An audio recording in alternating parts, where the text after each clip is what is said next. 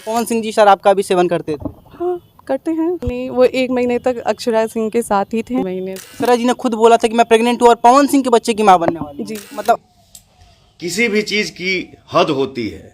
हर समय हर रोज पवन सिंह मुद्दा, हर समय हर घड़ी पवन सिंह मुद्दा। अरे यार, मैं भी इंसान हूं, कितना चुप रहूं।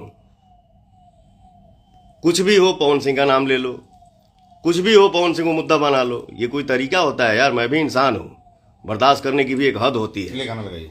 चलिए, हमको ये सब बातों पे ज्यादा बहस नहीं करनी है। मैं ये सब मुझे अच्छा नहीं लगता है। आप अपने जीवन में खुश रहिए, मस्त रहिए। तो